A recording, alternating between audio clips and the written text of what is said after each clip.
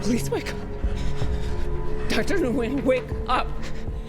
Vince Gilligan has always had a knack for mind-bending his audience with the complexity of his characters in not-so-normal settings. The creator of Breaking Bad and Better Call Saul is back with a bang with his new inherently science fiction series. Pluribus is going to be a slow burn of a journey for us, that's for sure, but just the pilot episode alone will convince you to hold your horses till the biggest twist unfolds. Gilligan's new show takes us into a new world where nearly all humans are infected with a happiness virus after an extraterrestrial event strikes the planet. But then we meet Carol, who is easily the most miserable person on the planet, so much so that she actually ends up being immune to this infection, and inevitably that makes her responsible for saving the world from joy. While the second episode of the show was an absolute tug-of-war between drama and comedy, the majority of the pilot episode was an adventure of pure white-knuckle horror, full of palpable discomfort and molar-cracking terror. In fact, Pluribus might take the trophy for making one of the most interesting and impressive debuts of the year. We see some astronomers discover a radio signal hundreds of light years away, and they realize that it's a recipe for a nucleotide sequence, so they create it in a lab, and like a virus, it infects people with happiness. In these lab scenes, we see Patient Zero and the initial spread of the virus in an utterly chilling sequence, especially considering the COVID pandemic hit from 2020. But then, Pluribus dials the dread up high when everyone on Earth, aside from Carol, is simultaneously afflicted, causing them to freeze up for long intervals and then go into seizure-like spasms. When the virus goes wide, Carol finds her wife Helen in a tavern full of people fully unresponsive. But when the seizing people around her finally break free from their trance, she notices how they're not only happy, but also connected through a hive mind-like shared consciousness. Having said that, Episode 2 ended on quite the cliffhanger, with Carol trying to stop a plane with her literal body. But since 9/10 of this show are supposedly mysterious, we don't know what would drive her to do this. Episode 3 is almost a week away, but we aren't waiting that long for answers. So without wasting another moment, let's discuss what we can expect from the upcoming episode of Pluribus.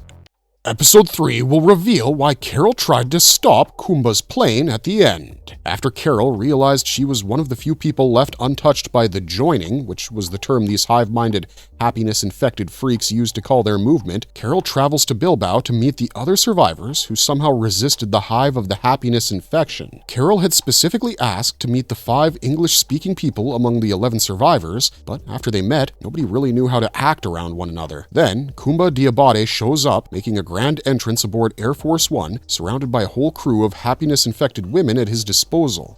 He is technically not joined, but he was clearly aligned with the hive by comfortably benefiting from the apocalypse rather than fighting against it. Sadly, this whole meeting goes south when Carol fails to make all these 5 survivors believe in her cause of resisting the virus.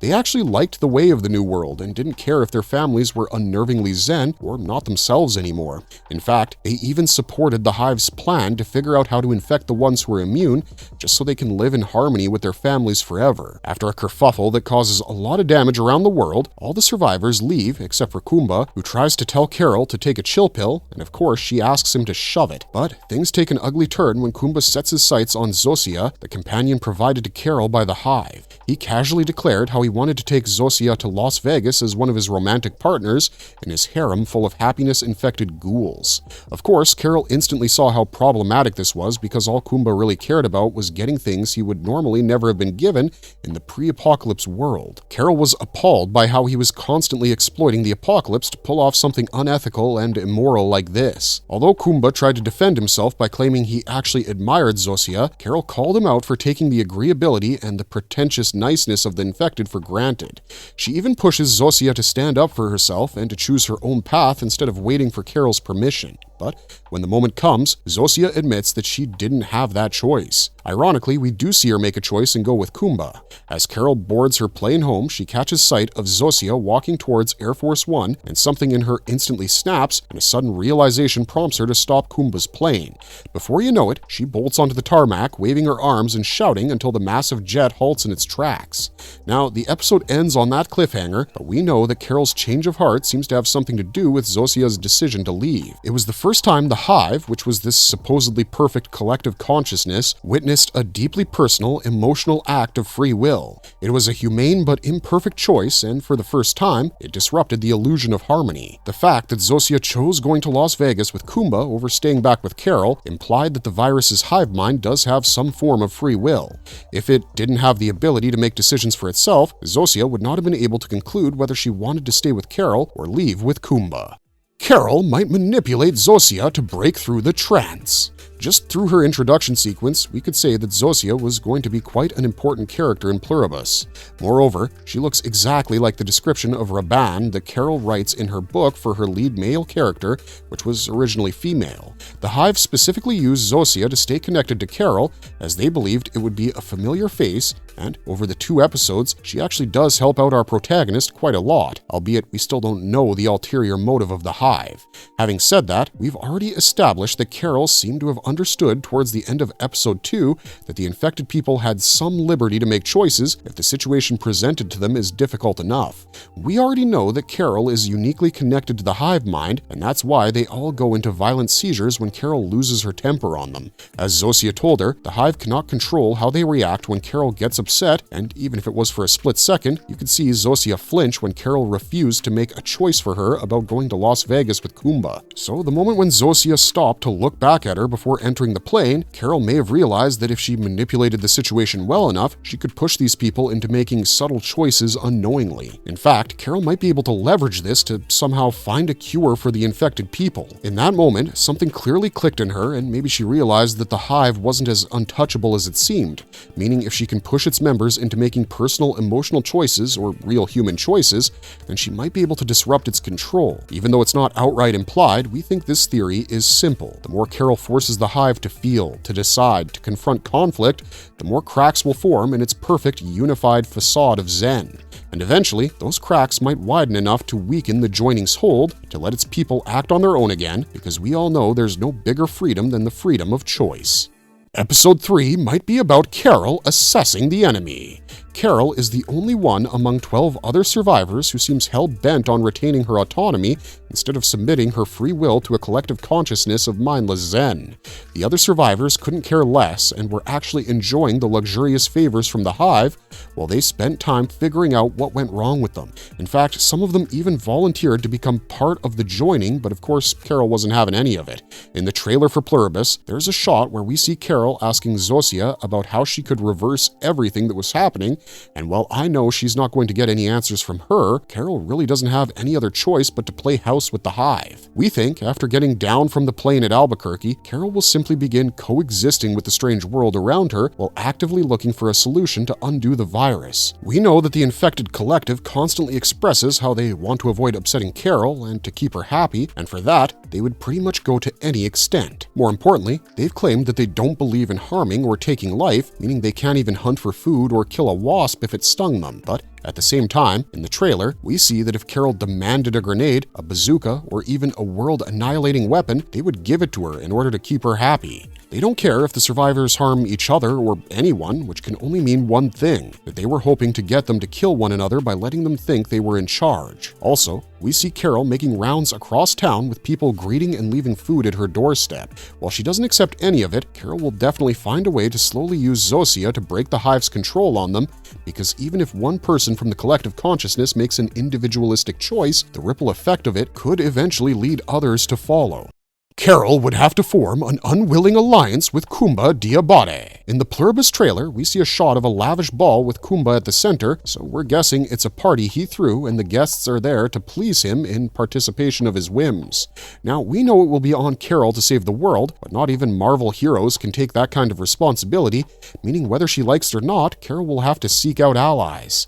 Given that she is clearly not good at convincing people to join her side, her path would inevitably lead to Kumba, who's currently on his way to Las Vegas to live in the Elvis Presley mansion.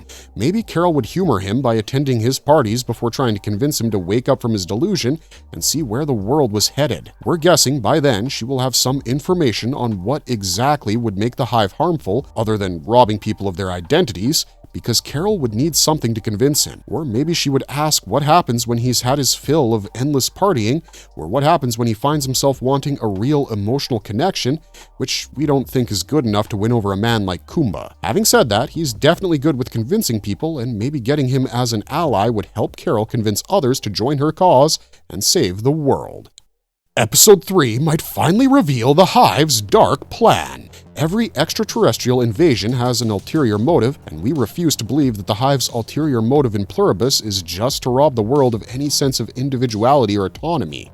We say this because in the official trailer, as Carol observes the infected people going about their day, they are always in flocks. There are multiple scenes where shops and roads are just empty, followed by scenes of entire scores of infected people lined up and walking towards something. Given the rather refreshing premise of the show, it's hard to tell what the Hive wants from the Earth, but whatever it is, it can't be good. We're sure the Hive is yet to reveal all their cards, because if there isn't something darker at play here, we genuinely don't think the collective could truly survive, at least not for long, even if the 12 remaining humans manage to keep their independence. At this moment, the collective Hive might seem efficient and peaceful, but you have to understand that they can't grow or innovate. They can only recycle the knowledge and skills they already know, meaning even if they try to find out what's wrong with survivors, their knowledge is limited to what exists in the head of the sharpest minds of the world before the happiness apocalypse hit. Moreover, they strictly have a no harming and no killing policy, which automatically means that building something as common as a road would become impossible, given that it would destroy parts of nature, like insects or worms, which goes against their very nature.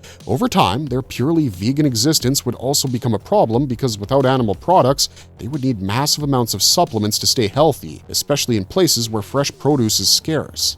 That would likely force the Hive to cluster in a few resource-rich areas while leaving most of the planet deserted. Not just that, they would also collapse in a Darwinian sense, because after freeing every zoo animal and refusing to harm any living creature, they've essentially removed themselves from the food chain. Without even basic self-defense, nature would eventually reclaim the cities, causing animals to roam freely, and because the Hive won't fight back, it seems like they'll just slowly die out. After all, if 7 billion interconnected minds can crash just because one person gets yelled at, what else can we expect? Honestly, we think the Hive is already aware of this. It's possible that the civilization that sent the original signal must have figured out how to survive their own downfall, or they found a far more disturbing solution. Maybe they expanded the Hive to include the entire animal kingdom, or is that just too far-fetched for this show? Well, that's just our 2 cents about this super intriguing series, but honestly, who wouldn't be interested in a science fiction series that brings a savior with Fleabag-like cynicism to battle a mindless apocalypse? We say, keep 'em coming, Vince Gilligan. What do you guys think about this thrilling show? Let us know your thoughts and opinions in the comment section down below, and if you enjoyed this video, don't forget to leave a like and subscribe to us if you haven't already. Otherwise, thanks for watching, stay safe out there, and have a marvelous day.